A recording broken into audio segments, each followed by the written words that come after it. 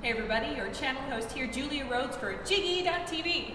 Now, right now, I'm at a really neat place. I am at Rapid Electric Vehicles, aka REV. What they do here is they make vehicles that are 100% environmentally friendly. They are fully electric and completely green.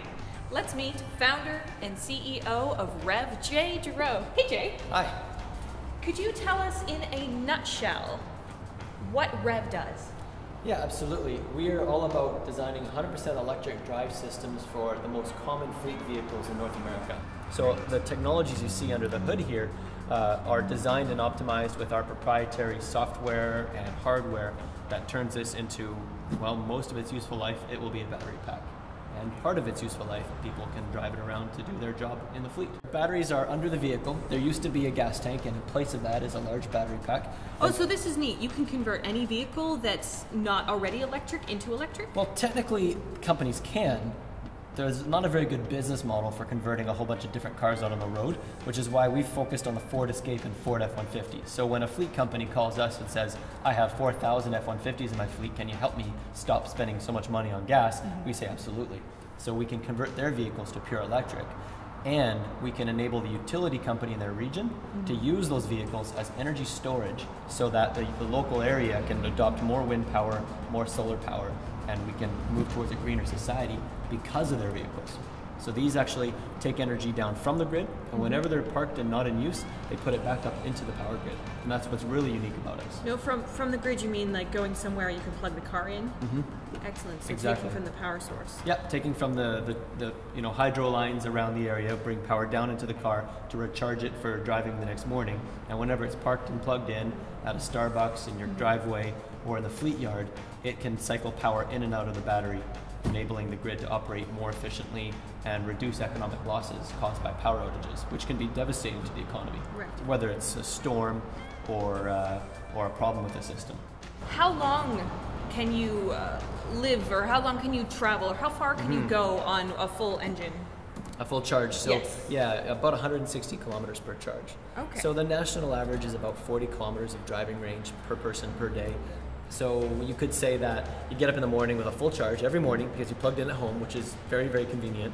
You drive to work, maybe it's a 20, 30, 40 kilometer drive, plug in at work, you're fully charged by the time you get in the car again and you're back home. So you're really not going to use very much of the battery every day. And if you want to, you could drive right across the city, no problem.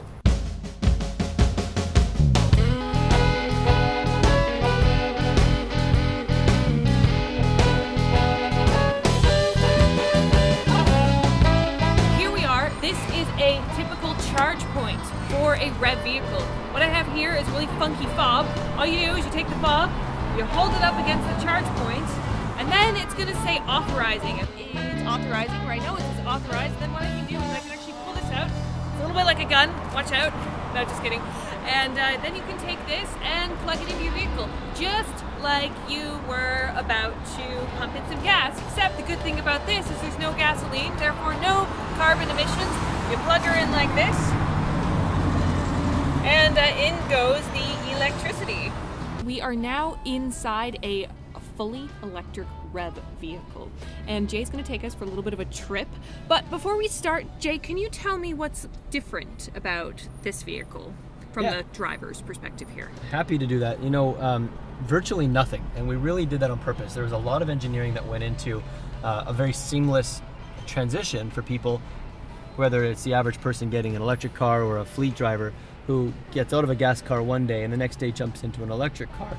The gas gauge, the speedometer, everything is the same, except instead of it telling you how much gas we have, it tells you how much battery power we have. And up on the dashboard, you know the exact percent of your battery and shows you how many kilometers or miles range you have at the very moment. So it's very, very accurate. Here we go. Yeah, it's on already. It's a what? It's on. Are you serious? Yeah, it's been on the whole time. Wow. It's definitely very, very, very quiet. So we're going.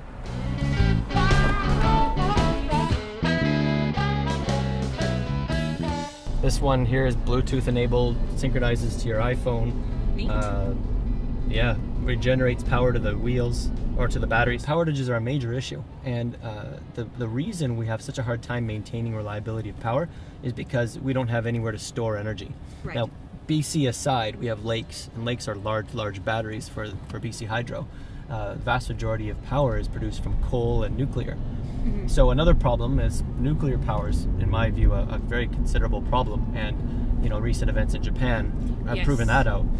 So now people with electric cars with our technology on them could have had power in their homes for a week or two. So a lot of the power we produce, about 2% of it actually powers our homes. So here we are burning millions of tons of coal, and we only effectively get 2% of it to power our lives. Wow. And so if we were able to store a lot of that power, it wouldn't get wasted. It would be stored in our vehicles, and it could run the house in the event of emergency. It could repower the grid and increase the efficiency of the system exponentially. So our technologies, like the ones in this vehicle, we will be selling and licensing to automakers so that the vehicles can one day be energy storage for the power grid. Here we are in Olympic Village in Vancouver, and you may have wondered, what in the world is this? Well, this is an electric vehicle charging station. Yes, this is meant to charge your REV vehicles. This has a level 3 charge. Level 3 is the future. I mean, one day these electric cars will have a 500, 600, 700 kilometer range, which the battery pack would therefore hold way more energy, and we're going to need to be able to charge that up very quickly. So these will replace gas stations. And if you want to find out what REV are doing to help us move over to a greener form of energy, check out rapidelectricvehicles.com. That is rapidelectricvehicles.com, or pluginyourtruck.com. And since I've saved so much money on gas today, I think I'm going to treat myself to a little ice cream. Anyways, check it out, and I'll see you later.